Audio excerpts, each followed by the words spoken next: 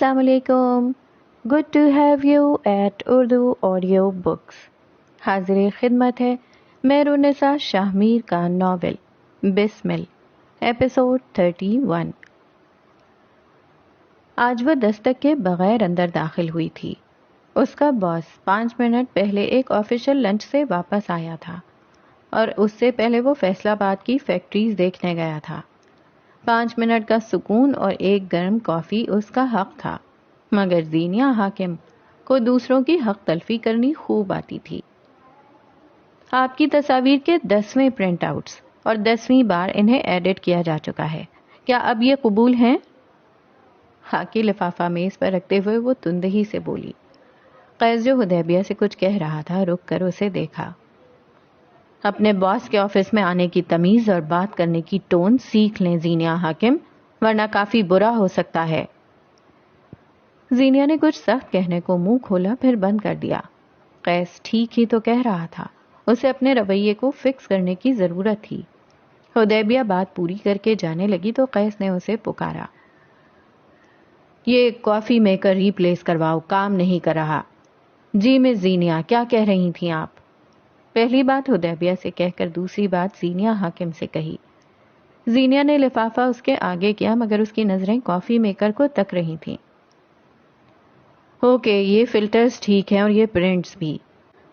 وہ لفافے سے نکلی تصاویر الگ الگ کرتے کہہ رہا تھا.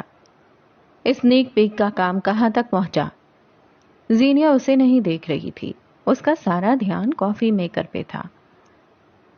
کیا میں اس کو کھول سکتی ہوں؟ مجھے اس کو فکس کرنا آتا ہے سر.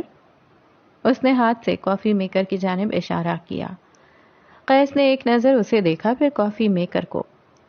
جو کام تمہیں دیا ہوا ہے وہ تو تم سے ہو نہیں رہا اور تم یہاں مشینیں کھولو گی. میں نے ہم سے آئیڈیا ڈسکس کر لیا ہے اور زوفشاں کو 2 ویڈیوز بھی شوٹ کر کے بھیج دی ہیں. میں اسنیک پیک پہ کام کر رہی ہوں سر، پلیز مجھے اس مشین کو کھولنے دیں. ہمیشہ کی طرح جوش سے اس کی آواز بدل رہی تھی. ٹھیک ہے جاؤ کھولو، وہ بیزاری سے بولا. مگر یہ نہ جڑ سکی تو تم مجھے جانتی ہو. زینیہ اس کی سنی انسنی کرتی باہر چلی گئی اور چند پل بعد وہ واپس آئی تو اس کے پاس مختلف اوزاروں کا ایک ڈبہ تھا. کافی میکر نیچے رکھتے وہ آلتی پالتی مارے سامنے بیٹھی اسے کھول رہی تھی. قیس تعصب سے اسے دیکھ رہا تھا. کیا وہ کوئی مستری تھی؟ تھوڑی دیر بعد وہ باہر نکل گیا. آفس کا ایک دائرانہ جائزہ لیا. ایک طرف کو ہوتے کنسٹرکشن کے کام پہ اپنی رائے پیش کی اور واپس اپنے آفس آ گیا. زینیہ اسی طرح اپنے کام میں مگن تھی. وہ قیس کی پرسنل ایڈوائزر تھی مگر آج پرسنل مستری بھی لگ رہی تھی.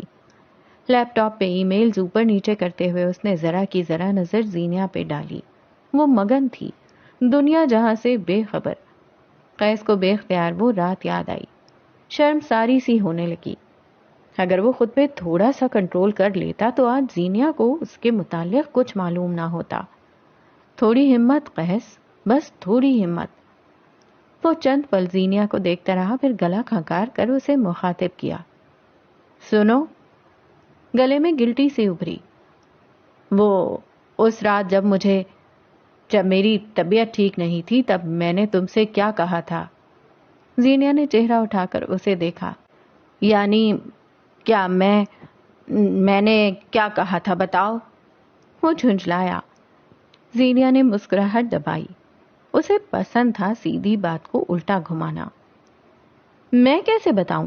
اپنے باس کو ایسی باتیں بتانا اخلاقیات کے زمرے میں نہیں آتا نا. قیس کے دل کو دھچکا لگا.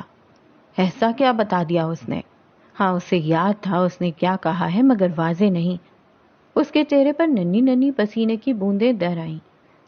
کیا کہا تھا میں نے؟ کوشش کے باوجود وہ نارمل نہ رہ پایا. میں نہیں بتا سکتی. میں سیدھی طرح بتاؤ گی یا نہیں؟ اسے غصہ آیا. دیکھیں آپ ابھی سے غصہ ہو رہے ہیں. اس نے انگلی اٹھا کر شکایت کی. قیس نے آنکھیں بند کر کے کھولیں. اچھا میں کچھ نہیں کہوں گا، بتاؤ اس رات میں نے کیا کہا تھا؟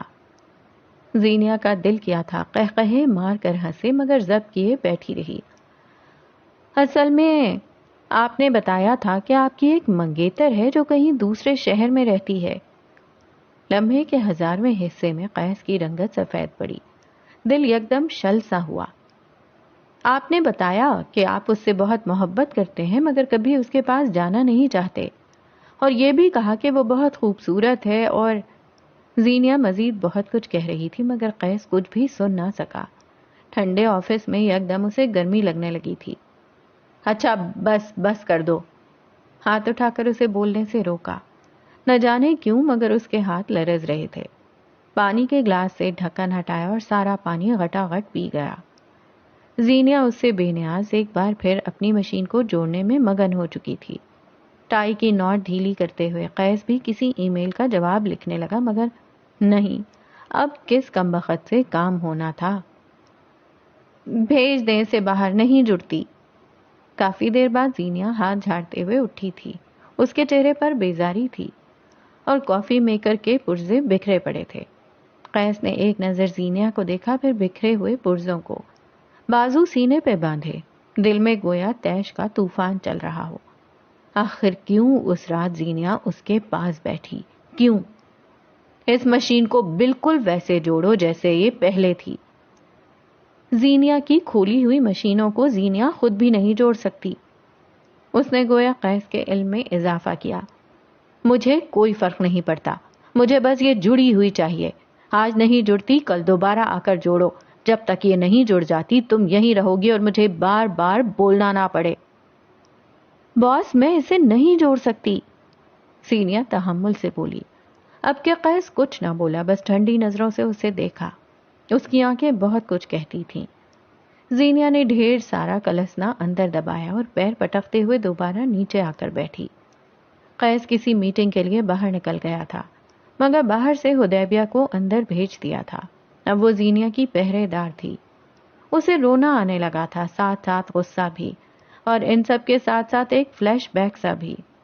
گلاس وال والا آفس غائب ہوا، اے سی کی ٹھنڈک دور جا سوئی اور یونیورسٹی کا کیفیٹیریا سارے میں چھا گیا۔ کونے والی میز پر بیٹھی زینیا حاکم اور اس کے سامنے بیٹھا مہدی کمبیر، جو اپنی ات کھائے سیب والی کمپنی کی گھڑی اسے تھما رہا تھا۔ شاید اس میں کوئی خرابی تھی۔ تھوڑی ہی دیر قبل ان کا ایک جھگڑا بھی ہوا تھا مگر گھڑی دیکھ سنہری آنکھیں چمک اٹھیں۔ بیگ سے چھوٹے چھوٹے اوزار نکالے اور تھوڑی دیر بعد وہ گھڑی کھولنے میں کامیاب ہو چکی تھی۔ آنکھوں میں ڈھیر سارا اشتیاق تھا۔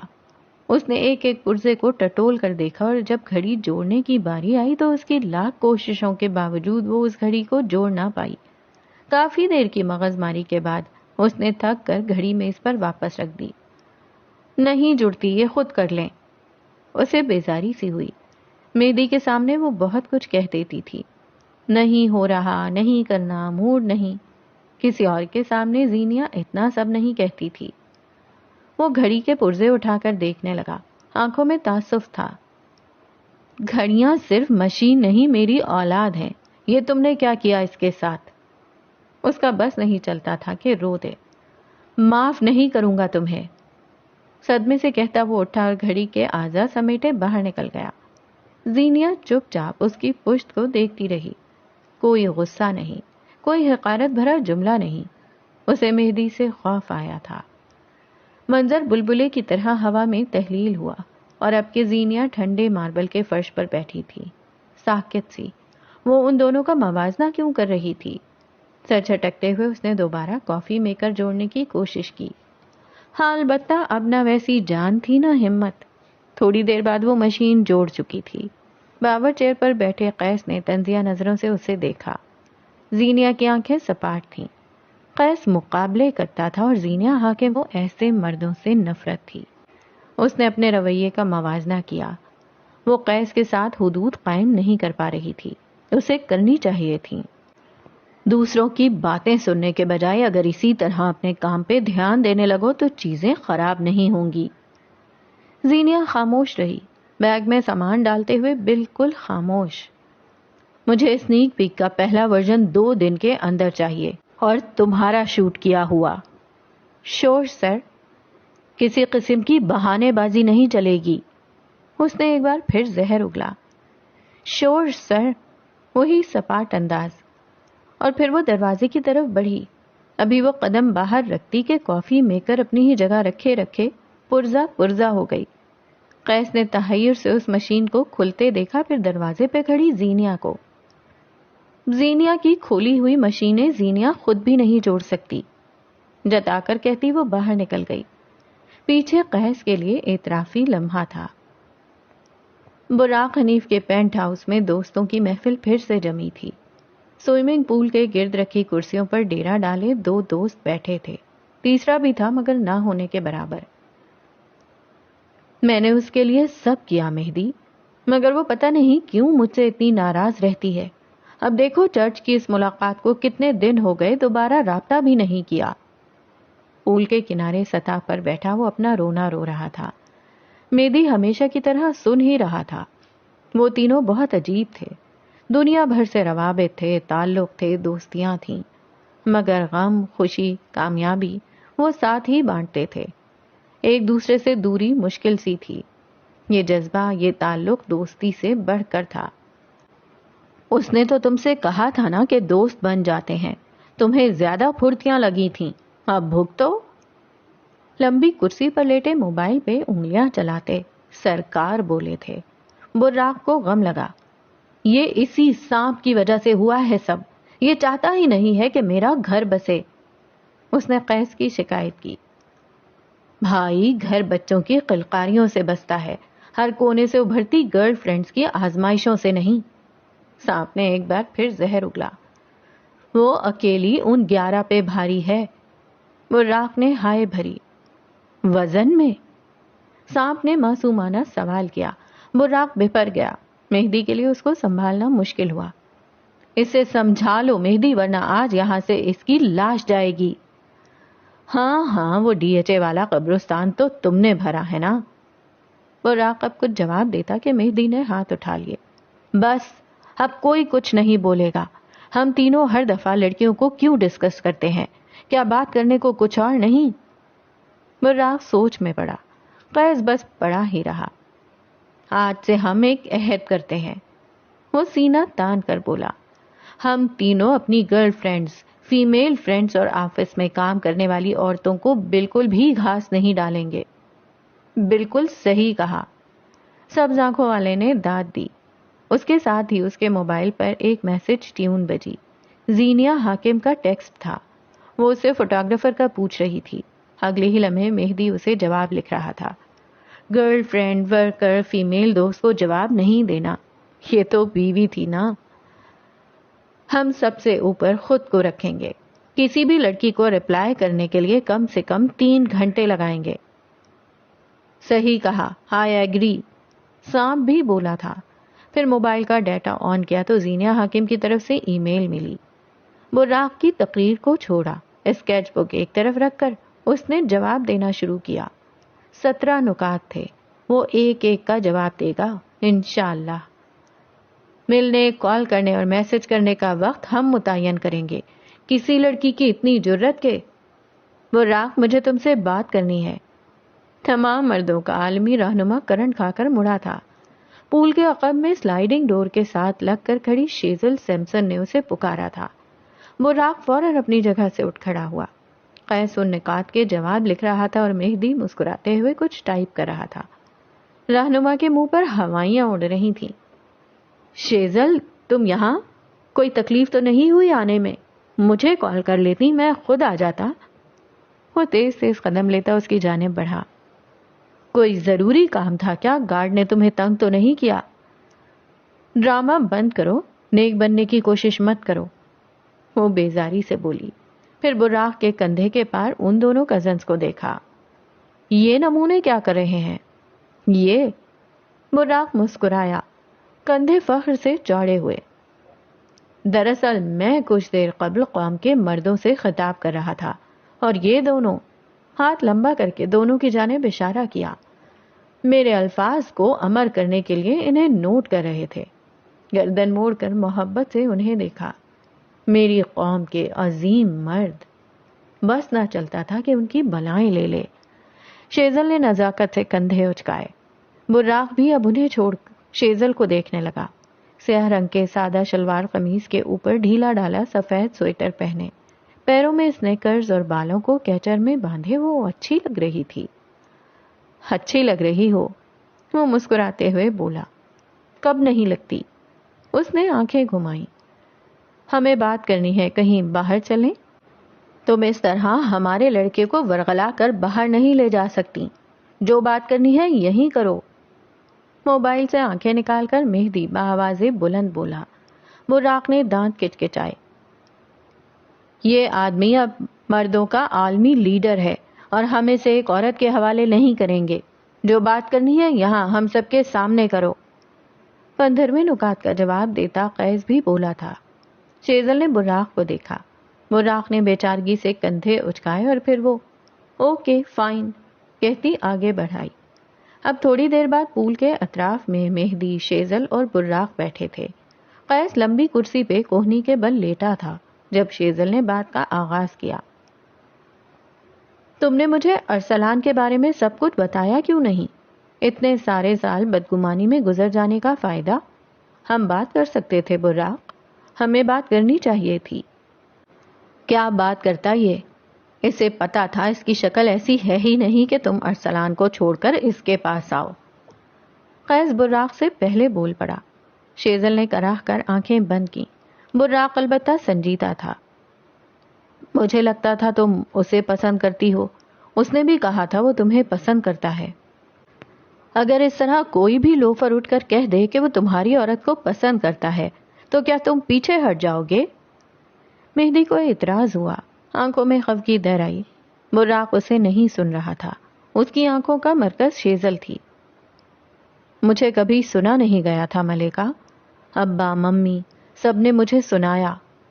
میرا اسکول، میری پسند ناپسند، دوست، کالج، سبجیکٹس انہوں نے طے کیا۔ جب جب میں کوئی فرمائش کرتا تھا مجھے بس سنایا جاتا تھا۔ میں سننے کا اتنا عادی ہو گیا کہ اپنی کہتے ہوئے ڈر لگنے لگا تھا۔ میں ڈم تھا۔ اب تم کون سا ارسطو کے جانشین بن گئے ہو؟ قیس نے مدعا اٹھایا جسے نظر انداز کر دیا گیا۔ براق شیزل کو دیکھ رہا تھا اور شیزل اسے۔ آس پاس کی دنیا بے معنی تھی۔ میں نے کبھی ایک فیری ٹیل جیسی زندگی نہیں دیکھی، لیکن میں چاہتا تھا تم دیکھو۔ بس یہی ہے میری طرف کی کہانی۔ اس نے کندھے اچکائے۔ شیزل نے گہری سانس لی۔ میں اسلام قبول کر رہی ہوں، تمہارے لیے نہیں، اپنے لیے۔ براق کے الفاظ منہ میں ہی رہ گئے۔ میں اسٹریٹ ہوں براق، باتیں دل میں رکھنا، کینہ بغض پالتے رہنا یہ مجھ سے نہیں ہوتا۔ میں بات کر کے بات جاری رکھتی ہوں یا ختم کرتی ہوں، اس لیے تم آئندہ مجھ سے باتیں نہیں چھپاؤ گے۔ لکھوا کر رکھ لو، یہ چھپائے گا۔ تمہارے لیے تو بہت سارے لڑکے ہیں یار، اس کے ساتھ وقت کیوں برباد کر رہی ہو؟ میرا ایک دوست ہے، تم ایک بار اس سے مل لو۔ مہدی آگے کو ہو کر بڑی ہمدردی سے کہنے لگا۔ شیزل مسکرائی، وہی اس کی خپتی مسکراہٹ، پھر تھوڑا سا آگے ہو کر مہدی کے کان کے پاس جھکی۔ کیا میں ان دونوں کو بتاؤں کہ دی شریف و نفس مہدی کمبیر زینیا حاکم سے نکاح کر چکا ہے؟ بس اتنا کہہ کر وہ پیچھے ہوئی۔ مہدی کی رنگت فق ہوئی، وہ بدقت مسکراتے ہوئے اٹھا۔ اللہ جوڑی سلامت رکھے کہتے ہوئے وہ تیز تیز قدم لیتا سلائیڈنگ ڈور پار کرتا باہر نکل گیا۔ شیزل نے براق کو دیکھا اور بات جاری رکھی۔ تمہیں اپنے یہ سارے چکر ختم کرنے ہوں گے۔ میں تمہارے پاس کوئی اور عورت نہ دیکھوں اور سب سے بڑھ کر تمہیں مجھ سے مقابلہ کرنا چھوڑنا ہوگا۔ میں تمہیں چند ماہ کے لیے جاننا چاہتی ہوں اور اس کے بعد ہم شادی۔ وقت برباد کر رہی ہو اپنا۔ کتے کی پونچھ کبھی سیدھی نہیں ہوتی۔ کوئی اچھا لڑکا دیکھو اور شادی کرو۔ You deserve better. وہ راہ کچھ کہتا کہ شیزل نے ہاتھ کے اشارے سے اسے چپ کروایا، پھر قیس کی طرف مڑی۔ وہ ذرا سے فاصلے پر تھا۔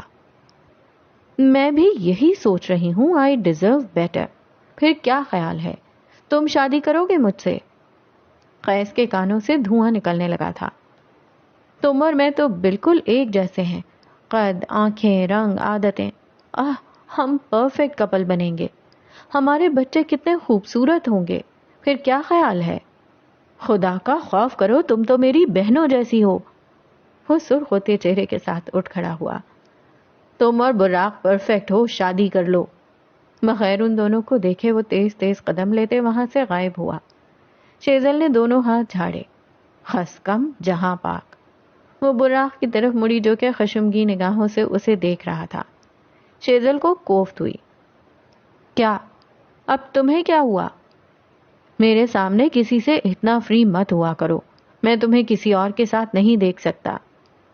ہوئے چل وے ہیڈا تو سالار سکندر. براق ہنوز اسے خفا خفا نظروں سے دیکھ رہا تھا. شیزل نے گہری سانس لی. ہتھیار پھینک دیے. اچھا ٹھیک ہے، اب نہیں ہوتی فری بس. وہ نرمی سے بولی تو براق کے تاثرات ڈھیلے ہوئے. آؤ کہیں کھانا کھانے چلتے ہیں. وہ اپنی جگہ سے اٹھتے ہوئے بولا. شیزل بھی ساتھ کھڑی ہوئی. اگلے چند پل بعد وہ شیزل کی گاڑی میں بیٹھا تھا اور گاڑی چلا رہی تھی وہ، اور وہ بول رہا تھا اور شیزل سن رہی تھی. ہر تھوڑی تھوڑی دیر بعد وہ چھوٹے چھوٹے جواب بھی دے دیتی. کیا براق کو کوئی سننے والا مل گیا تھا؟ آج بڑے دنوں بعد ایک بار پھر بارش ہوئی تھی. ساری رات برسنے والی مینا صبح تک جاری رہی اور پھر وقفے وقفے سے ہوتی بوندا باندی نے موسم اچھا خاصا سرد کر دیا تھا. سیاہ رنگ کے اوور کوٹ میں ملبوس، سیاہ ہی ٹراؤزرز پہنے اور سر پہ سرخ رنگ کا اسکارف اوڑھے زینیا حاکم قیسم کے اسٹوڈیو میں بیٹھی تھی. لیپ ٹاپ پر اس کی انگلیاں کھٹ کھٹ چل رہی تھیں. دفتن گلاس وال سے باہر اس کی نظر پڑی.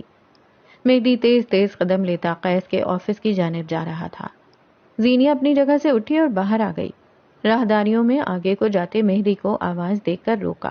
اس نے پلٹ کر دیکھا، ساتھ مسکرایا اور اس کی طرف چلا آیا. مجھے آپ سے ایک کام تھا. مہدی اس کے قریب آ کر رکا تو وہ کہنے لگی.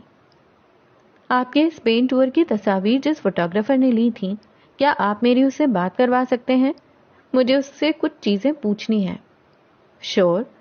ویسے تو وہ کافی مغرور آدمی ہے، لیکن میں اسے تمہارا نمبر دے دوں گا، خود ہی تم سے بات کر لے گا. اوکے؟ اوکے شور.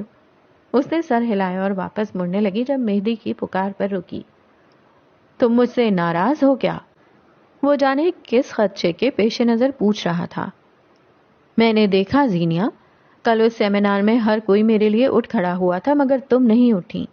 ہر کوئی مجھے سراہ رہا تھا لیکن تم نے کبھی میرے لیے کچھ نہیں کہا، بلکہ کل نہیں. وہ آگے کو آیا. زینیا اس کی طرف پشت کیے کھڑی تھی. یہ صرف کل نہیں ہوا، یہ ہر بار ہوتا ہے. تم کبھی میرے لیے کھڑی نہیں ہوئی، تمہاری آنکھوں میں کبھی میرے لیے ستائش نہیں آئی. پرابلم کہاں ہے زینیا؟ راہداری کے سرے پر کھڑا سفید اوور کوٹ والا مرد جواب کا منتظر تھا. زینیا نے مڑ کر اسے دیکھا. مجھے دیر ہو رہی ہے مسٹر کمبیر، مجھے جانا ہوگا. وہ سپاٹ انداز میں کہتی آگے بڑھی.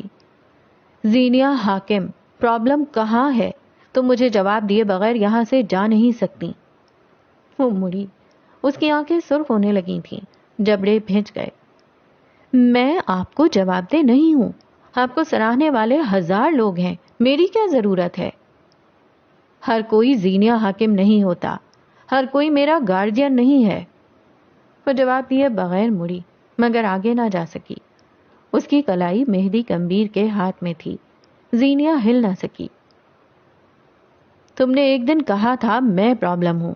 آج میں سننا چاہتا ہوں کیوں، کہاں، کیسے؟ آپ کو پتا ہے پرابلم کہاں ہے؟ پرابلم آپ ہیں مہدی. اس نے ہاتھ چھڑوایا. مہدی نے چھوڑ دیا. آپ کے الفاظ میرے دل پر اثر نہیں کرتے کیونکہ آپ جھوٹے ہیں.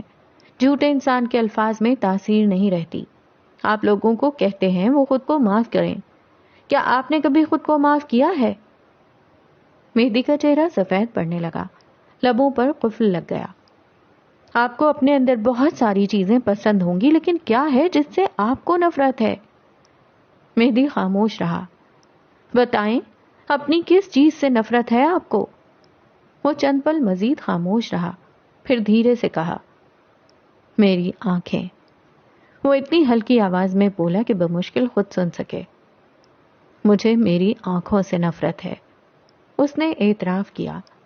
زینیا اس کے عین سامنے آ کر رکی. اس کی آنکھوں میں آنکھیں ڈالے اس کے قد سے قد ملائے. سیاہ سفید مکس ہونے لگا، سنہری سبز گھلنے لگا. یہ آنکھیں دنیا کی سب سے خوبصورت آنکھیں ہیں. مدھم سی سرگوشی پہ مہدی سانس نہیں لے سکا. زینیا حاکم، اس کی آنکھوں کو خوبصورت کہہ رہی تھی. کسی بھی انسان سے ملتے ہوئے سب سے پہلے میں اس کی آنکھیں دیکھتی ہوں. جب میں نے پہلی بار آپ کی آنکھیں دیکھی تھیں، چند پل کے لیے مجھے بس قدرت دکھائی دی تھی. ان کا رنگ دیکھا ہے، ان کے اندر انسانیت دیکھی ہے. کیا آپ نے ان کے اندر ٹراما اور معصومیت دیکھی ہے؟ نہیں دیکھی ہوگی، کیونکہ آپ نے آج تک آئینے میں اپنی آنکھیں ہی نہیں دیکھی ہوں گی. آپ نے خود کو کتنی بڑی اذیت دے رکھی ہے جانتے ہیں؟ اسے ملال ہوا. مہدی کے دل کو کسی نے مٹھی میں لے کر دبایا تھا. وہ سنہری آنکھوں میں دیکھتا رہا یہاں تک کہ سبز آنکھوں کے گرد سنہری دائرے بننے لگے. مجھے میری آنکھیں نہیں پسند، اس نے دہرایا. آواز کہیں دور سے آتی تھی. میری آنکھیں خوبصورت ہو سکتی ہیں مگر آنکھیں نحوست ہیں، مجھے یہی بتایا گیا ہمیشہ. وہ گردن جھکائے کھڑا تھا. آنکھوں میں پانی جمع ہونے لگا تھا. کوئی دوسرا کون ہوتا ہے آپ کو یہ بتانے والا کہ آپ کا چہرہ کیسا ہے، آپ کی آنکھیں کیسی ہیں، آپ کا رنگ کیسا ہے؟ اگر کسی کو آپ کو کچھ کہنے کا حق ہے تو وہ آپ ہیں. آپ پہ سب سے زیادہ حق آپ کا ہے. اس نے انگلی سے مہدی کے سینے پہ دستک دی. مہدی کو وہ دستک اپنے دل تک جاتی محسوس ہوئی. مجھے نہیں پتا آپ کا ٹراما کیا ہے، مجھے نہیں پتا ماضی میں آپ کے ساتھ کیا ہوا ہے، مجھے یہ بھی نہیں پتا آپ کا خاندان کون سا اور کیسا ہے. مجھے یہ پتا ہے کہ مہدی کمبیر ایک اچھا انسان ہے، آنریبل، نفیس، رحم دل اور خوبصورت بھی. میں بس یہ جانتی ہوں کہ جو گلٹ آپ کو اندر سے کھا رہا ہے اس میں آپ بے قصور ہیں، اور اگر قصوروار تھے بھی تو اب وقت آ گیا ہے کہ آگے بڑھا جائے، موو آن کیا جائے. موو آن زندگی سہل کر دیتے ہیں مہدی. وہ اس انسان کو بتا رہی تھی جو ہر دفعہ اس کے لیے آ جایا کرتا تھا. میں قصوروار ہوں، میں نفرت ڈیزرو کرتا ہوں، میں نے کئی انسانوں کو نقصان پہنچایا ہے، مجھے کفارہ ادا کرنا ہے. اس نے ہمیشہ کی طرح الزام اپنے سر لیے. اور کتنا کفارہ؟ وہ دو بدو بولی. ایسا کون سا کفارہ ہے جس نے آپ کو اپنی ہی آنکھوں سے نفرت کروا دی، جس نے آپ کو اندر سے کھوکھلا اور بسمل بنا دیا؟ ہر غم کی ایک مدت ہوتی ہے، ایک ایکسپائری ڈیٹ. اس کے بعد غم ناسور بنتا جاتا ہے، انسان کو ختم کرتا جاتا ہے. آپ کے لفظ ساری دنیا کے لیے مرہم ہو سکتے ہیں لیکن آپ کے الفاظ زینیہ حاکم کے دل پہ نہیں اترتے. اور دنیا میں ایسی کئی زینیہ حاکم ہوں گی جنہوں نے آپ کی آنکھوں میں سب پڑھ لیا ہوگا. کیا کبھی کسی زینیہ نے آپ کو آئینہ نہیں دکھایا؟ مجھے کچھ نہیں سننا، وہ عجیب سی آواز میں بولا گویا ابھی ہوش میں آیا ہو. مجھے معلوم ہے میں نے کیا کیا ہے، تو مجھے مینیپولیٹ نہیں کر سکتی. وہ تیز تیز قدم لیتا آگے بڑھ رہا تھا جب زینیہ نے اسے عقب سے نہیں پکارا. وہ ان لوگوں کی مدد کرتی تھی جو اس سے مدد مانگتے تھے. وہ دور جا رہا تھا. اسے زینیہ کو نہیں سننا تھا مگر وہ کہہ رہی تھی. اسے کہنا تھا، اپنی آنکھوں میں دیکھیں، ہر روز دیکھیں. پہلے مجرم دکھے گا، پھر ملزم اور پھر مظلوم. آہستہ آہستہ آپ کو ان آنکھوں سے محبت ہوگی. وہ چلا گیا تھا، آوازوں کی بازگشت سے دور، بہت دور. زینیہ تعصب سے اسے جاتے ہوئے دیکھتی رہی. کچھ لوگوں کے لیے واقعی دل سے افسوس ہوتا ہے. راہداریوں سے دور باتھ روم کے آئینے کے سامنے کھڑا مہدی کمبیر شل تھا. اس کی رنگت نچڑ چکی تھی، آنکھوں کی جوت بجھ سی گئی تھی. وہ واش بیسن پہ جھکا ہوا تھا. پانی کی بہتی دھار سے ہتیلی کے پیالے بھر لیے اور چہرے پہ پانی مارا. اسے اپنی آنکھیں اور دل جلتا ہوا محسوس ہوا. اس کا ذہن کسی اور منظر میں کھویا ہوا تھا. ایک سبز آنکھوں والی عورت پلنگ پہ کروٹ کے بل اس کے ساتھ لیٹی تھی. اس کی آنکھیں سبز تھیں، کائی جیسی سبز. تمہاری آنکھیں دنیا کی سب سے خوبصورت آنکھیں ہیں انس. ممی ان میں کچھ بھی اسپیشل نہیں ہے، دنیا میں کئی لوگوں کی ایسی آنکھیں ہیں. بچہ مسکرا کر بولا. ماں مسکرائی تھی اور جھک کر اس کی آنکھوں کو باری باری چوما. ہر کسی کے پاس ایسی آنکھیں نہیں ہوتی. بات رنگ کی نہیں ہے. تمہاری آنکھوں کو خوبصورت قدرت بناتی ہے، انسانیت اور معصومیت. تمہاری آنکھیں آنریبل ہیں مہدی. ہر انسان کی آنکھیں اتنی خوبصورت نہیں ہوتی. منظر پانی کے بلبلے کی طرح غائب ہوا۔ آج تک کسی نے یوں مہدی کی آنکھیں نہیں پڑھی تھیں۔ اس کی ماں کے بعد زینیا وہ پہلی عورت تھی جسے ان آنکھوں میں رنگ کے علاوہ کچھ نظر آیا تھا۔ مرد ہر عورت میں اپنی ماں کا عکس دیکھتا ہے۔ اپنی 26 سالہ زندگی میں کسی نے مہدی کی آنکھوں میں ویسے جھانکا تھا جیسے اس کی ماں نے۔ اس کی ماں کے بعد آج تک اسے کسی کے الفاظ سکون نہیں پہنچا سکے تھے، مگر زینیا نے اسے آج سکون دیا تھا۔ وہ جن سوالوں سے بھاگنے کے لیے اس نے 55 ملک گھوم لیے تھے، آج اسے ان کے جواب ملے تھے۔ زینیا حاکم آج سے اس کے لیے عام عورت نہ رہی تھی۔ آج سے مہدی کمبیر نے اسے دل کے ایک اعلیٰ خانے میں رکھ دیا، اونچا اور اعلیٰ۔ کئی لمحے بعد اس نے آنکھیں اٹھا کر آئینے میں دیکھا۔ دبتا سانولا رنگ، مناسب نقوش، ماتھے پہ گرتے گیلے بال اور سبز آنکھیں۔ اس نے اپنی آنکھوں کو دیکھا اور اس کے ذہن میں جھکڑ سے چلنے لگے۔ منظر ٹوٹ پھوٹ کر اس کی یادداشت کا حصہ بننے لگے۔ تم نحوست ہو، تم مر کیوں نہیں جاتے؟ تمہاری سبز آنکھیں، آپ کی آنکھیں، مجھے تمہاری آنکھوں سے نفرت ہے۔ تم نے میرے بابا کو مارا۔ آپ کی آنکھیں خوبصورت ہیں، سبز قدم۔ اس نے کانوں پہ ہاتھ رکھ لیے، آنکھوں سے پانی کے قطرے بہنے لگے۔ آپ کی آنکھیں دنیا کی سب سے خوبصورت آنکھیں ہیں۔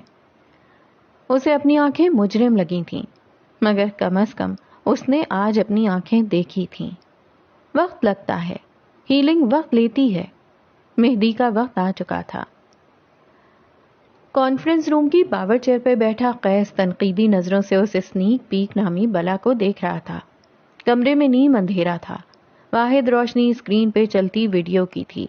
کسی نیٹ فلکس سیریز کے جیسی شروعات تھی۔ ہر کسی کی آنکھیں اسکرین پر ٹک کر رہ گئیں۔ زینیا ریموٹ ہاتھ میں لیے کھڑی تھی۔ دیوار سے لگ کر کھڑی لڑکی کا تنفس غیر ہموار تھا۔ اے سی کے باوجود اسے ٹھنڈے پسینے آ رہے تھے۔ قیس کی بے تاثر نظریں اسکرین پہ جمی تھیں۔ سب سے پہلے جلی حروف میں BQ لکھا ہوا آیا۔ لوگوں کی آنکھیں ایک نقطے پہ جم گئیں۔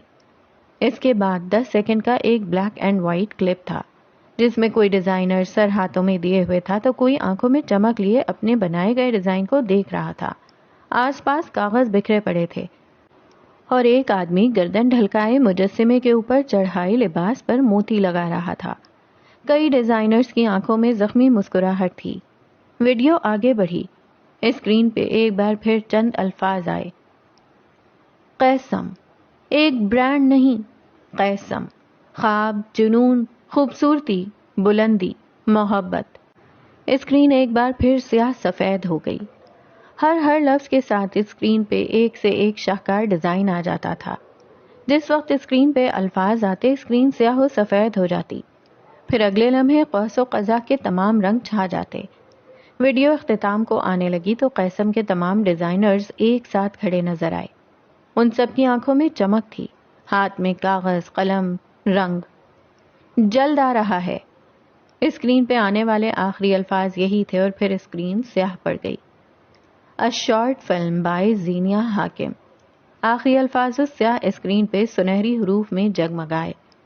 زینیا نے بے اختیار اپنے دل پہ ہاتھ رکھا، نم ہوتی آنکھیں صاف کیں۔ اسکرین پہ باقی ٹیم کے بھی نام تھے۔ کمرے میں روشنی چھا گئی۔ کانفرنس روم میں بیٹھا ہر ڈیزائنر تالیاں پیٹ رہا تھا۔ ہر ایک کی آنکھوں میں ستائش تھی۔ زینیا عقب میں کھڑی نم ہوتی آنکھوں سے اپنی بلندیاں دیکھ رہی تھی، اپنے 15 دن کی بغیر سوئی راتوں کا ثمر، بھوک پیاس اڑائے رکھنے کا اجر آج اسے مل رہا تھا۔ اسکرین پہ آتا اس کا نام، اسے اس نام پہ فخر ہوا۔ اس نے نظریں ایک طرف کو موڑی۔ قیس سنجیدہ نظروں سے اسے دیکھ رہا تھا۔ زینیا اسے دیکھتی رہی اور وہ مسکرایا تھا۔ زینیا کو اس کی آنکھیں بھی مطمئن لگیں۔ اپنی جگہ پہ بیٹھے اس نے زینیا کی جانب تھمز اپ کا نشان کیا۔ گڈ جاب زینیا حاکم۔ وہ یک لخت اسے دیکھتے بلند آواز میں بولا۔ انعام کے طور پر اس آفس میں تمہارے لیے چائے کی نہر بہائی جانی چاہیے۔ کسی نے اعلان کیا تو زینیا ہنس پڑی۔ وہ بھی ہنسا تھا۔ ان دونوں کے ساتھ ساتھ سارا کانفرنس روم ہنسا تھا، مگر جو اسپارکل ان دونوں کی آنکھوں میں تھا وہ باقی سب کے پاس مفقود تھا۔ قیس نے مسکرا کر سر کے خم سے اس کا شکریہ ادا کیا۔ زینیا کے سامنے اسے الفاظ کم ہی استعمال کرنے پڑتے تھے۔ وہ کیوں دن بدن ضرورت سے زیادہ ضروری ہوتی جا رہی تھی۔ چند گھنٹے بعد وہ دونوں قیسم کی بالائی منزل پہ بنے فوڈ کورٹ میں بیٹھے تھے۔ زینیا کے آگے چائے کے 3 کپ رکھے تھے، ایک کپ قیس کے سامنے بھی رکھا تھا۔ آج کافی کی جگہ چائے؟ زینیا اپنے انسٹاگرام کے بتدریج بڑھتے ہوئے فالوورز دیکھ رہی تھی۔ ایک اسنیک پیک نے جہاں قیس کے سارے خدشے دھو ڈالے تھے، وہیں زینیا حاکم کے لیے کامیابی کی نئی راہیں کھل گئی تھیں۔ تمہیں چند دنوں میں قیسم سے ڈبل تنخواہ آفر کی جائے گی، لوگ تمہیں جاننے لگیں گے، تم مشہور ہو جاؤ گی۔ وہ چائے کا کپ ہاتھ میں لیتے ہوئے بولا تھا۔ زینیا اسے دیکھتی رہی۔ یقیناً ہم یہاں اس لیے نہیں بیٹھے کہ تم میری مقبولیت کے گیت گاؤ، پوائنٹ پہ آنا ذرا۔ قیس اس کی بات پہ ہلکا سا مسکرایا تھا۔ تمہیں اگر قیسم چھوڑنا ہو تو بتا دینا، میں قیسم نہیں چھوڑ رہی۔ اس نے اپنے لفظوں پہ زور دیا۔ تم چھوڑ دو گی، سب بہتر آفر کے لیے چھوڑ دیتے ہیں، یہ کوئی غلط بات نہیں۔ میں نہیں چھوڑوں گی کیونکہ قیسم بہتر نہیں بہترین ہے۔ وہ زور دے کر بولی تو قیس رک سا گیا۔ ہاں ٹھیک ہے، میرا باس تھوڑا ٹاکسک آدمی ہے، اوور ورک کرواتا ہے، مجھے ٹف ٹائم دیتا ہے، سب کو زج کر کے رکھتا ہے، لیکن اگر تم کسی بھی ورکر سے پوچھو تو کوئی قیسم چھوڑنے کو تیار نہیں ہوگا۔ اور تمہیں ایسا کیوں لگتا ہے؟ وہ آگے کو ہوا، کپ واپس میز پہ رکھا۔ کیونکہ قیسم مسیحا ہے، کیونکہ یہاں کام کرنے والے 90% وہ لوگ ہیں جنہیں ٹیلنٹ کے باوجود بڑی بڑی کمپنیز میں گھسنے تک نہیں دیا جاتا، کیونکہ سب غریب تھے، مگر قیسم نے انہیں بلندی دکھائی۔ کوئی قیسم نہیں چھوڑے گا، بے فکر رہو۔ تم باقیوں کو چھوڑو، اپنا کہو۔ کہتے ہوئے اس نے چائے کا گھونٹ بھرا، نظریں سنہری آنکھوں پہ جما رکھی تھیں۔ کیا تم مجھے روکنا چاہتے ہو؟ زینیا کی آنکھیں مشکوک انداز میں سکڑیں۔ قیس دھیرے سے ہنس دیا۔ بات بے بات آج کل وہ مسکرانے لگا تھا۔ میں کسی کو نہیں روکتا، میں تو اپنی سانس سے بھی ہر صبح خدا حافظ کہہ کر نکلتا ہوں۔ انشاءاللہ وہ بھی ایک دن تمہیں بدلے میں اللہ حافظ کہہ دے گی۔ زینیا نے اپنا کپ لبوں سے لگایا۔ الائچی کا ذائقہ حلق تک گیا۔ ڈونٹ ٹیل می، تم آج گلٹی ہو اور مجھ سے معافی مانگنا چاہتے ہو۔ میں گلٹی نہیں ہوں۔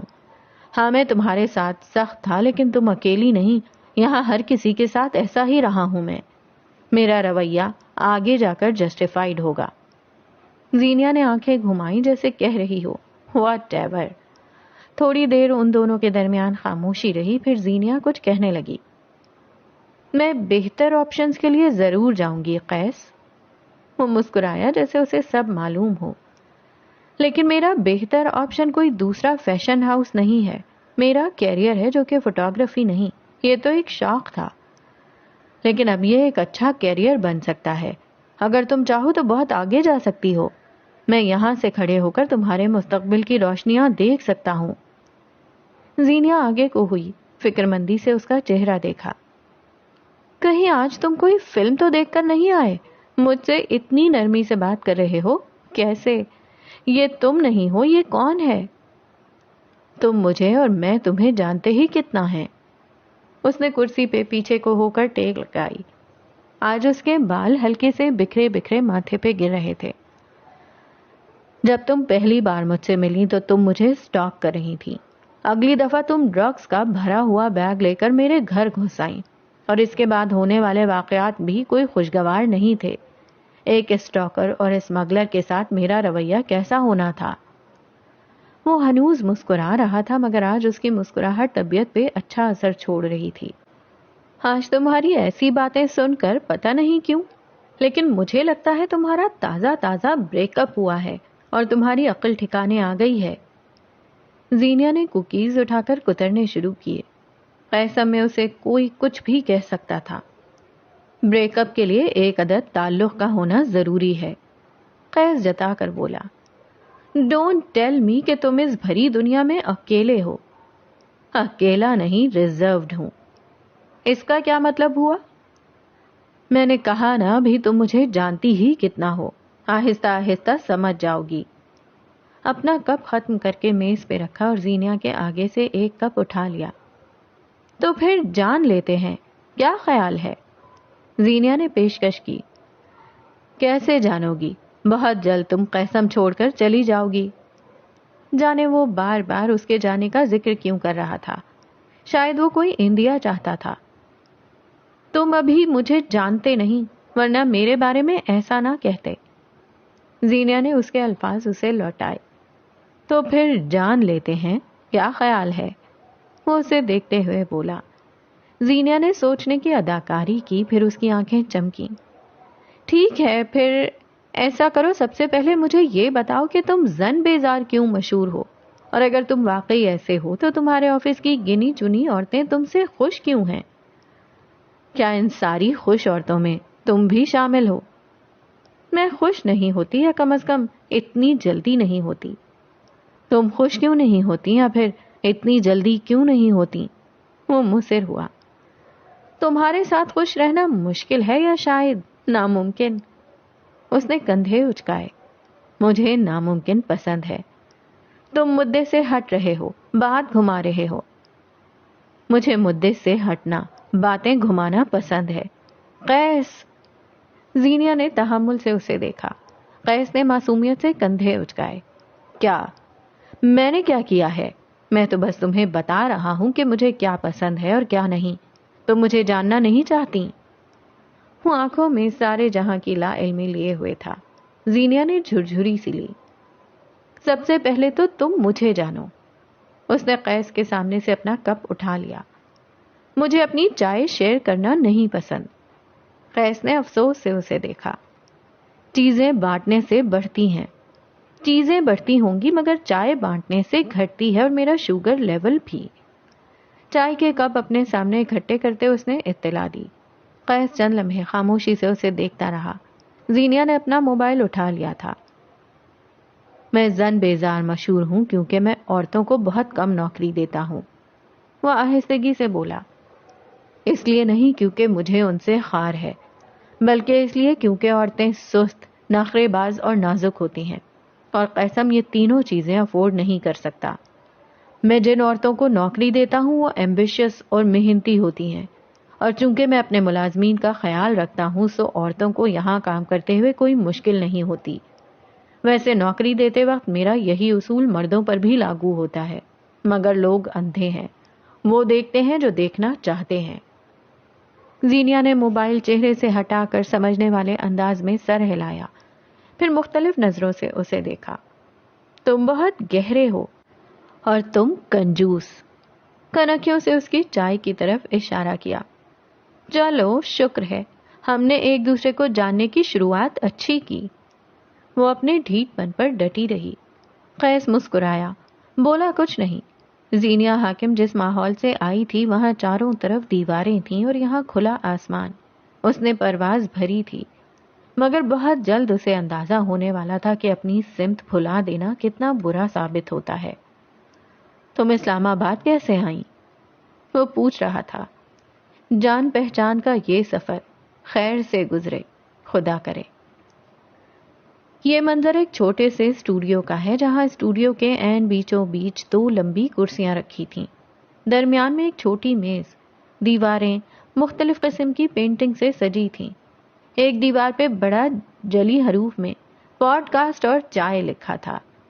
کرسیوں کی طرف آؤ تو وہاں دو نفوذ بیٹھے تھے. ایک میزبان جو کہ غالباً ایک یوٹیوبر تھا، عمر 25 کے ہندسے کو چھوتی تھی اور نقوش واجبی سے. اس کے کانوں پہ بڑے بڑے مائکس لگے تھے. ایک مائک ہاتھ میں تھا. اس کے سامنے ہمارا مہدی کمبیر بیٹھا تھا، سیاہ رنگ کے بیگی سویٹر کے ساتھ کارگو پینٹ پہنے، بالوں کے تازہ اسپائکس بنائے. وہ ہلکی بڑھی شیو والا مرد بااعتماد سا تھا. السلام علیکم، hello, hi. Podcast with chai کے ساتھ میں ہوں عقیل خان، اور میرے ساتھ موجود ہیں مہدی کمبیر. اس نے دونوں ہاتھوں سے مہدی کی جانب اشارہ کیا. مہدی مسکرا رہا تھا. جی ہاں، the life coach, the public speaker, the traveller, the healer, Mehdi کمبیر. ہم نے مہدی کمبیر سے پچھلے شو میں بھی وقت لیا تھا لیکن وہ آ نہ سکے. وجہ جانتے ہیں پھر؟ وہ ہتھیلی ٹھوڑی تلے ٹکائے متجسس ہوا. آپ کے پچھلے شو کا نام تھا پوڈ کاسٹ وتھ کافی. میں آ جاتا تو یہ میری چائے سے بے وفائی ہوتی. وہ مائک منہ کے قریب لائے مسکرا کر بولا. عقیل پر حیرتوں کے پہاڑ ٹوٹ پڑے تھے. یعنی آپ یہاں چائے پینے آئے ہیں؟ جی ہاں. کوئی شک؟ کمال ڈٹائی تھی. میں اسے نہیں بھولوں گا اور آپ کا حساب شو کے بعد ہوگا. وہ برا مان گیا. مہدی نے سر کو خم دیا. اس وقت تو ہم اپنی عوام کی خواہش پہ آپ سے کچھ سوال کرنا چاہتے ہیں. مہدی بالکل سنجیدہ ہو گیا. لوگوں کے لیے تو وہ جی جان سے حاضر تھا. کچھ لوگ اچھی زندگی نہیں گزار پاتے. ان کا بچپن ٹرامیٹک رہا ہوتا ہے یا پھر جوانی میں غلطیاں ہو جاتی ہیں. غلط لوگ ملتے ہیں, غلط فیصلے ہو جاتے ہیں, پھر وہ زندگی میں آگے بڑھ جاتے ہیں مگر خود کو معاف نہیں کر پاتے. آپ کو اس بارے میں کیا لگتا ہے؟ مہدی نے پورا سوال سنا, سر کو سمجھنے والے انداز میں ہلایا. یوں ٹانگیں لٹکائے وہ کمفرٹیبل نہیں تھا, سو پیر اوپر کیے آلتی پالتی مارے بیٹھ گیا. خود کو معاف نہ کرنے والے لوگ دو طرح کے ہوتے ہیں. یا تو وہ انتقامی کارروائیوں پہ اتر آتے ہیں اور ساری زندگی اپنے سے جڑے عزیز لوگوں کو ذرا ذرا سی غلطیوں پہ چھوڑ دیتے ہیں. ذرا سی ناکامی کے بعد ہر کوشش ترک کر کے خود کو سزا دینے لگتے ہیں. ذرا ذرا سی غلطی پہ لوگوں کو چھوڑ دیتے ہیں. چونکہ انہیں معاف نہیں کیا گیا تھا سو وہ بھی معاف نہیں کرتے.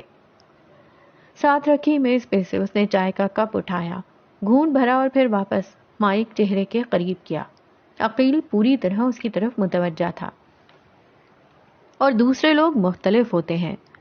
چونکہ انہیں معاف نہیں کیا جاتا اس لیے وہ سب کو معاف کر دیتے ہیں. کہتے ہوئے اس کے دل میں ایک ہوک سی اٹھی تھی. ایسے لوگ خود کو بے توقیر کیا جانا معاف کر دیتے ہیں. خود سے بدتمیزی, خود کا رد کیا جانا, اپنی ذات کی نفی, اپنے آپ کو ذلیل کروایا جانا, سب معاف. ایسے لوگ خوفزدہ ہوتے ہیں. انہیں لوگوں کو خوش کرنا ہوتا ہے تاکہ سب اچھا اچھا رہے. فیری ٹیل, یو نو.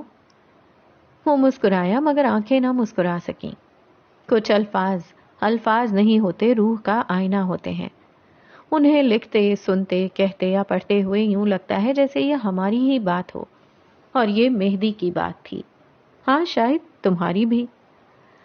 چاہے خود کو معاف نہ کیا جانا ہو, چاہے لوگوں کو, ایسے لوگ دونوں طرح سے تکلیف میں رہتے ہیں. مہدی نے بات ختم کی اور چائے کا کپ اٹھا لیا. عقیل نے سمجھنے والے انداز میں سر ہلایا. دونوں نقصان میں ہیں. کیا آپ اس بات کو ایکسپلین کر سکتے ہیں؟ بالکل.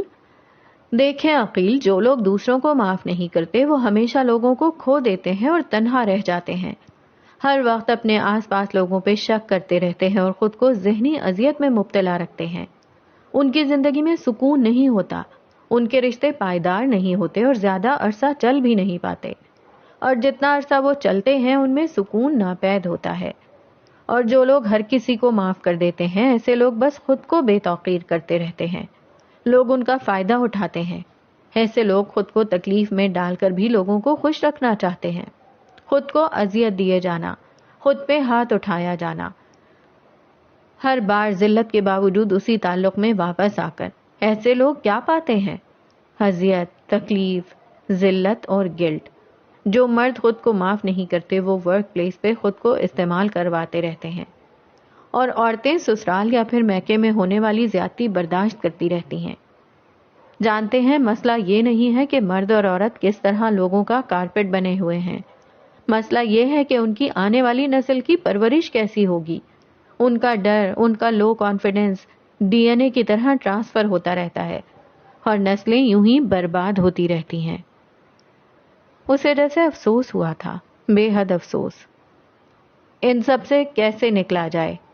کیا ماضی کا ٹراما بھلا دینا اتنا آسان ہوتا ہے؟ اور اگر ہوتا ہے تو کچھ لوگ ساری زندگی اسی چکر میں گھرے کیوں رہتے ہیں؟ عقیل کے سوال پہ مہدی آگے کو ہو کر بیٹھا, پیر نیچے اتارے اور سنجیدگی سے گویا ہوا. دیکھیں, ٹراما ایک بہت بڑا لفظ ہے. کیوں ہی ایک ذرا سے صدمے, پریشانی اور ڈپریشن کو ہم ٹراما نہیں کہہ سکتے. ٹراما ایک بہت برے بچپن کی وجہ سے ہو سکتا ہے. ماں باپ کی نظر اندازی, ٹیچرز کا برا رویہ, بچپن میں ہوا کوئی دردناک واقعہ یا پھر जवानी या उम्र के किसी भी हिस्से में हुआ कोई गैर मामूली हादसा जिसे सुना ना गया हो, जिसे प्रोसेस ना किया गया हो, जिसे अहमियत ना दी गई हो और जो कभी खत्म ना हो सकता हो। उसने सांस ली। अकील बगौर उसे सुन रहा था। ट्रॉमास का साइकिल इंसान को अपने चक्कर में घेर लेता है, यूं कि उसे खुद भी मालूम ना होता हो। कई इंसानों को मालूम भी नहीं होता कि आया वो वाकई लोगों को माफ किए जा रहे हैं या फिर क्या वो वाकई सजाएं देने लगे हैं, क्योंकि ट्रॉमा उनके जिस्म में रह चुका होता है और एक मुस्तकिल ठिकाना इंसान को कंफर्टेबल कर देता है। इसलिए अपनी जिंदगी में लिए गए फैसलों और अपने पैटर्न पे गौर करते रहना चाहिए। और जहां आपको लगे कि आपका पैटर्न सेम होता जा रहा है, यानी अगर किसी ने आपको हर्ट किया और आपने 3 से 4 बार एक ही किस्म का फैसला लिया, तो आपको मदद की जरूरत है। और हमारा मददगार कौन है? अल्लाह। पहले उससे रुजू करें, वो बस एक पुकार की दूरी पर है, फिर उसके भेजे गए नायब। हर इंसान इस दुनिया में अल्लाह का भेजा गया नायब है, जिसके हाथ में एक मकसद है। और इन्हीं लोगों के दरमियान कुछ लोग डॉक्टर्स कहलाते हैं। उनकी जिंदगी का मकसद होता है फिक्स करना। वो अक्ल व शऊर जो उन्हें अल्लाह ने दिया, उसके जरिए लोगों को फिक्स करना। डॉक्टर हमेशा पॉइंट 0 से शुरू करता है। अगर आपको बुखार है तो वो पूछेगा पिछले हफ्ते मच्छरों में तो नहीं सोए। इसी तरह दिमाग के डॉक्टर्स आपके बचपन से शुरू करते हैं, और कुछ लोगों का बचपन बहुत खूबसूरत नहीं होता। वो मुस्कुराया, एक जख्मी मुस्कुराहट। उसके तासुरात रियाकारी से पाक थे। कमबख्त को कोई अदाकारी सिखाए। अब आते हैं इस सवाल पे कि क्या ट्रॉमेटिक लोग अपनी इस तकलीफदेह साइकिल से निकल सकते हैं? तो जवाब हाँ है, बिल्कुल निकल सकते हैं अगर वो वाकई निकलना चाहें। इंसान की विल पावर चट्टानों से ज्यादा खतरनाक होती है। अगर वो वाकई एक टॉक्सिक पैटर्न से निकलना चाहें तो वो निकल सकते हैं। लेकिन कैसे? अभी आपने कहा दूसरों को माफ करना गलत है और हर किसी को माफ ना करना भी गलत। दिल को सुकून देने के यही 2 काम हैं। इस टॉक्सिक साइकिल को कैसे तोड़ा जाए? खुद को माफ करके। अल्फाज थे कि अमृत सुनने वालों के दिल पे मीठी फुहार बनकर गिरे। ये दुनिया का सबसे मुश्किल काम है। दुनिया के साथ रहम दिल होने के लिए जरूरी है कि अपने साथ जालिम ना बने। बचपन बुरा था तो ये आपका कसूर नहीं। जवानी में लोगों ने कदर ना की, दुरुस्त फैसले ना हो सके तो खुद को माफ करें। शादी, ताल्लुक, जॉब, कैरियर, अगर इनमें से कुछ भी आपकी मर्जी के मुताबिक नहीं हुआ तो इसे भूल कर आगे बढ़ें। जिंदगी हमारे प्लान्ड स्केड्यूल से बहुत आगे का किस्सा है। इन तमाम कामों की लिस्ट बनाएं जिन पर आपको अफसोस है। वो सारे दर्द लिख डालें जिन्हें कोई सुनने वाला ना मिला। रोएं, अपना वक्त लें और फिर आईने में खड़े होकर खुद को देखें। आप बेस्ट हैं, आप नोबल हैं, आप आला हैं, क्योंकि जिसने आपको बनाया वो नोबल है। क्या आपको लगता है उसे आपके दर्द और तकालीफ का एहसास नहीं? उसके अपने दिल में झक्कड़ चलने लगे थे, सीने में जलन सी हुई।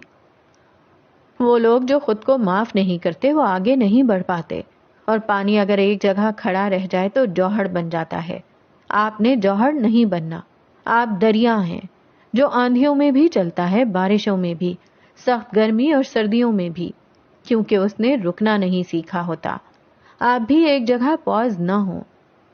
अकील ने मुस्कुराकर उसके जवाब सुने। वो मुतासिर नजर आता था। हर वक्त लोगों को माफ करना भी दुरुस्त अमल नहीं, और किसी को माफ ना करना भी दुरुस्त नहीं।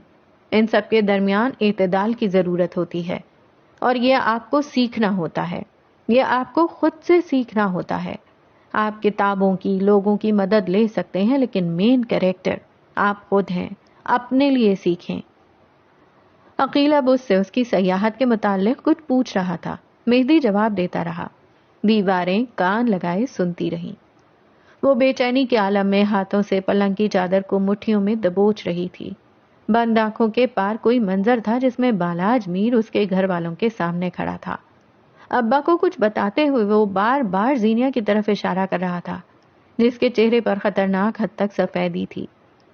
जीनिया अपनी सफाई देने की कोशिश कर रही थी, लेकिन कोई उसकी बात सुनने को तैयार नहीं था। अब्बा गैज़ व गज़ब से उसकी ओर बढ़े। जीनिया दहल कर पीछे हुई।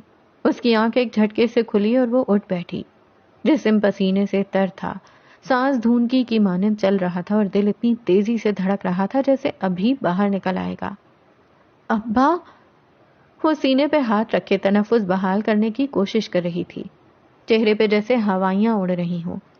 कितने ही मिनट वो उसी तरह तेज तेज सांस लेती रही। चेहरे पे बेतहाशा खौफ था। मोबाइल के बजने की आवाज उसे होश में लाई। उसने मरे मरे हाथों से मोबाइल कान से लगाया। मैंने तुमसे कहा था कि बालाज अब्बा को बता देगा मेहदी। वो अब्बा को सब बताएगा और कोई मेरी बात का यकीन नहीं करेगा। मेहदी की आवाज सुनकर वो जैसे बेकरार हो गई। जिस्म अब भी हौले हौले लरज रहा था। अगर उसने अब्बा को सब बता दिया तो मेरा क्या होगा? अब्बा मुझे कभी माफ नहीं करेंगे। कुछ भी ठीक नहीं हो सकता, कुछ भी नहीं। उसके अल्फाज बेरब थे। मेहदी ने मोबाइल कान से हटाकर वक्त देखा। शाम के कोई 7 बज रहे थे। क्या वो इस वक्त सो रही थी? क्या कोई बुरा ख्वाब देखकर उठी थी? Relax जीनिया, relax. तुम कहाँ हो? कोई बुरा ख्वाब देखा है? वो तहम्मुल से पूछ रहा था। मुझे कुछ समझ नहीं आ रही, मैं क्या करूं? कुछ नहीं पता, मैं बस इस कैद से निकलना चाहती हूँ। प्लीज कुछ करें, मुझे बताएं। वो शायद रो रही थी। शायद उस पे हिज़यानी कैफियत तारी थी। अच्छा ठीक है, हम बता देंगे। ओके। उसने बेध्यानी में हम कब इस्तेमाल किया पता नहीं चल सका। तुम कहाँ हो? मैं आ रहा हूँ। हम मिल लेते हैं। जैसे तुम कहोगी वैसे होगा। रिलैक्स। वो इतना परेशान था जिसकी कोई हद नहीं। दूसरी तरफ जीनिया शायद कुछ संभल गई। उसे अपनी बेख्तियारी पे शर्मिंदगी हुई। क्या आपके पास कोई हल है? मैं इस तलवार को सर से उतारना चाहती हूँ, जुकाम ज़दा आवाज में कहा। मेहदी ने अंगूठे से माथे को मसला, चेहरे पे हाथ फेरा। ठीक है, जो तुम कहो। मैं कोई हल निकालता हूँ। तुम सुबह मुझसे मिल सकती हो। वो गहरी सांस लेते हुए खामोश हो गई। थोड़ी देर तक वो दोनों चुप रहे। फिर जीनिया ने कॉल काट दी और बेड पे गिरने के से अंदाज में लेट गई। आंखों से आंसू निकलकर चादर में जज्ब होते रहे। उसे एहसास हुआ वो कितनी बड़ी मुसीबत में फंस गई थी। उसे सांस लेने में दुश्वारी हो रही थी। तो जनाब यहाँ रोकते हैं हम आज की एपिसोड को। और आज की एपिसोड में तो जनाब जीनिया और कैस की तो दोस्ती हो गई है। क्या ये दोस्ती चलेगी, कायम रहेगी? और जहाँ तक कैस का सवाल है, कैस तो जीनिया से बहुत कंफर्टेबल होता जा रहा है। एक तरह से वो अपना पीस ढूंढ रहा है। और आपको क्या लगता है, एक तरफ वो उस जीनिया हाकिम जो कि उसकी मंगेतर है उसके लिए अपने आप को रिजर्व भी कह रहा है, और दूसरी तरफ वो पेशकदमी कर रहा है जीनिया हाकिम की तरफ जो उसकी पर्सनल एडवाइजर है। ये क्या दोहरा मयार है? मतलब लड़की तो रिजर्व रहेगी, वो किसी लड़के की तरफ देख नहीं सकती, दूसरी शादी नहीं कर सकती, और अगर उसने कोई शादी की जैसे कि जीनिया ने बालाज से की तो जनाब अब्दुल्ला साहब तो बालाज को भी मार देंगे, वो जीनिया को भी मार देंगे, क्योंकि जीनिया अब उनकी मलकियत हो गई है। और दूसरी तरफ कैस साहब खुद आज़ाद हैं, वो जिस भी लड़की से चाहें दोस्ती करें, उसकी तरफ मुतवज्जा हों और उससे मोहब्बत करने लगें।